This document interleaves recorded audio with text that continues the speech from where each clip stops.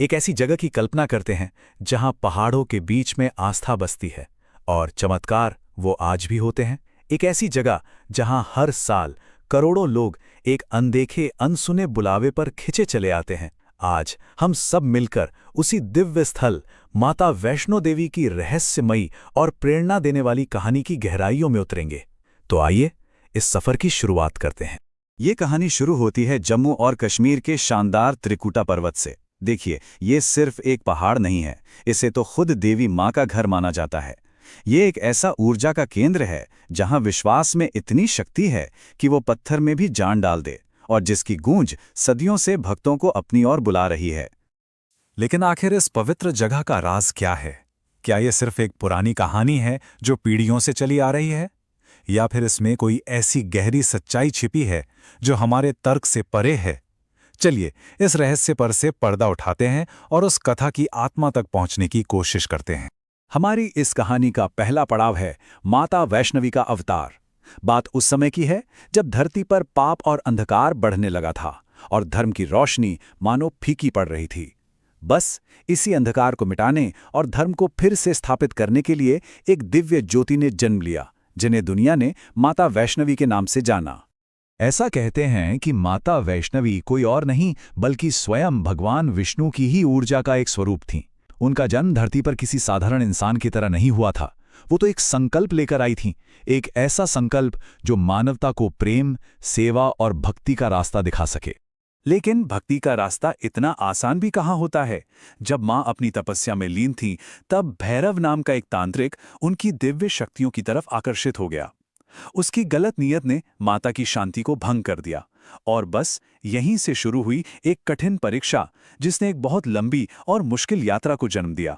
भैरवनाथ से बचने के लिए माता ने त्रिकुटा पर्वत की ओर एक लंबी यात्रा शुरू की, और देखिए, उनका हर कदम एक पवित्र स्थल बनता चला गया।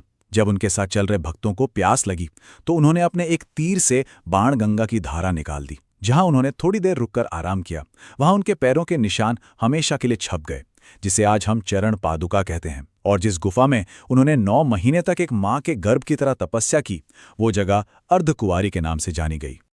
और अब आता है कहानी का वो हिस्सा जो सबसे अहम है, मोक्ष का दिव्य वरदान। जब भैरवनाथ पीछा करते करते उस गुफा के मुंह तक आ पहुंचा, तो मां का सब्र जवाब दे गया। उन्होंने अपना शांत रूप छोड़ा और महाकाली का भयंकर रूप धारण कर लिया, और फिर एक ही पल में उन्होंने उसका सिर धड़ से अलग कर दिया, जो बहुत दूर भैरव घाटी में जाकर गिरा। लेकिन एक कहानी सिर्फ अंत पर खत्म नहीं होती। कहते हैं मौत के उस आखिरी पल में भैरवनाथ की आंखें खुल गईं। उसे अपनी गलती का, अपने पाप का एहसास हुआ, और पछतावे में जलते हुए उसने देवी से माफी मांगी। बस उस एक पल ने पूरी कहानी का रुख ही बदल दिया। अब देखिए देवी की करुणा। उन्होंने न सिर्फ भैरवनाथ को माफ किया, बल्कि उसे मोक्ष का एक ऐसा वरदान दिया जो हमेशा हमेशा के लिए अमर हो गया। मां ने कहा, मेरी यात्रा तब तक अधूरी मानी जाएगी जब तक मेरे भक्त मेरे बाद तुम्हारे दर्शन नहीं करेंगे। सोचिए, यह सिर्फ एक वरदान नहीं था, ये तो क्षमा और मुक्ति का सबसे बड़ा संदेश था। कहानी का अगला अध्याय हमें ले जाता है पवित्र गुफा और पिंडियों की ओर। भैरवनाथ को मोक्ष देने के बाद माता ने अपना शरीर छोड़ दिया और उसी गुफा में 3 पवित्र चट्टानों यानी पिंडियों के रूप में हमेशा के लिए बस गईं। तो चलिए अब उस गुफा के रहस्य को जानते हैं, जहां देवी आज भी अपनी पूरी शक्ति के साथ मौजूद हैं। कई सदियों तक ये गुफा दुनिया की नजरों से छिपी रही। फिर करीब 700 साल पहले मां ने खुद अपने एक भक्त पंडित श्रीधर को सपने में दर्शन दिए और इस गुफा का रास्ता बताया।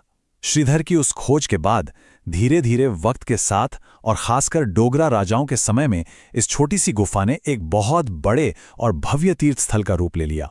गुफा के अंदर वहां कोई मूर्ति नहीं है, बल्कि 3 प्राकृतिक चट्टानें हैं जिन्हें पिंडियां कहा जाता है।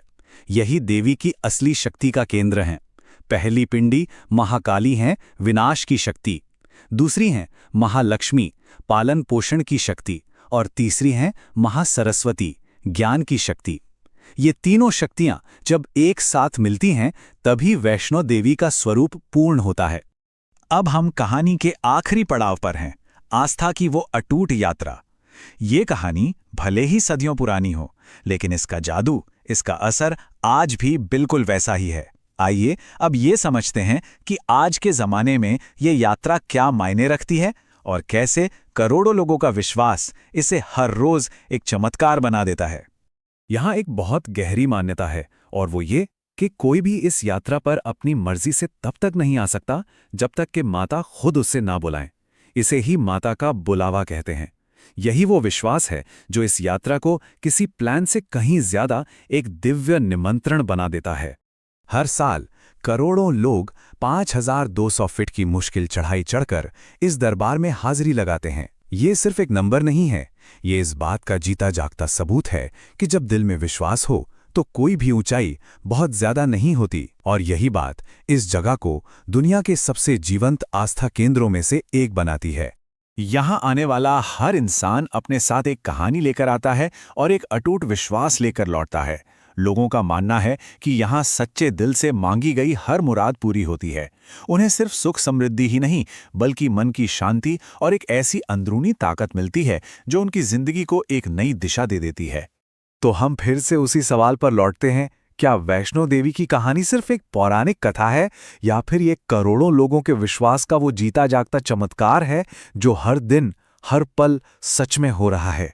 शायद इसका जवाब दिमाग से नहीं, दिल से मिलता है।